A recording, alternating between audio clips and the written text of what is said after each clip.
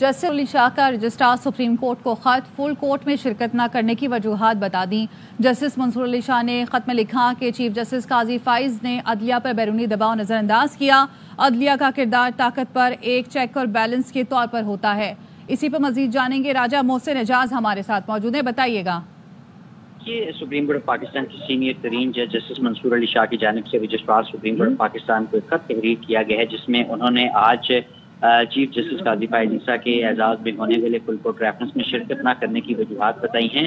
انہوں نے اپنے خط میں یہ کہا ہے کہ جو چیف جسٹس قاضی فائز عیسیٰ ہیں، انہوں نے عدلیہ پر جو بیرونی دباؤ تھا اسے نظر انداز کیا۔ چیف جسٹس کا کام عدلیہ کا دفاع کرنا ہوتا ہے اور اس کا کردار عوام کے حقوق کا تحفظ کرنا ہوتا ہے۔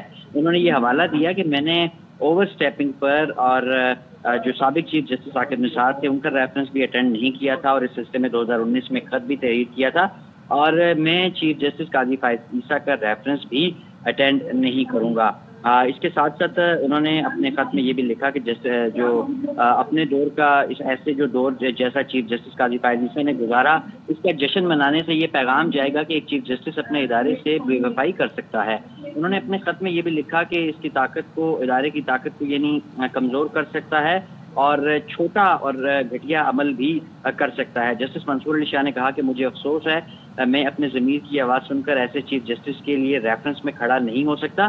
چیف جسٹس کا جو حقیقی کردار ہے وہ تمام لوگوں کے حقوق کا تحفظ کرنا ہوتا ہے، اور عدلیہ کی آزادی کا دفاع کرنا اور سب کے لیے انصاف کو یقینی بنانا بھی اس کے جو فرائض منصبی ہیں اس میں شامل ہے۔ لیکن چیف جسٹس قاضی فائز عیسیٰ شتر مرغ کی طرح اپنے سر کو ریت میں دبا کر عدلیہ پر بیرونی اثرات اور دباؤ کے سامنے بالکل بے حس اور بے نیاز رہے۔ مداخلت کے خلاف دیوار بننے کے بجائے انہوں نے دروازہ ہی کھول دیا اور عدلیہ کے مقدس کردار جو طاقت پر ایک چیک اینڈ بیلنس کے طور پر ہوتا ہے اس سے غداری کی۔ جسٹس منصور علی شاہ اپنے خط میں یہ بھی لکھتے ہیں کہ چیف جسٹس فائز عیسیٰ نے نہ تو عدلیہ کا دفاع کرنے کے لیے حوصلہ دکھایا اور نہ ہی اخلاقی طاقت، بلکہ ان لوگوں کو راستہ دیا جو اپنے مفاد کے لیے عدالتوں کو کمزور کرنا چاہتے تھے۔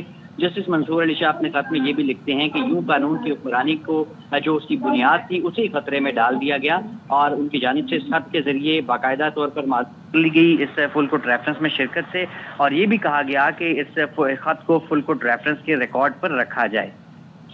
ٹھیک ہے، بہت شکریہ آپ کا۔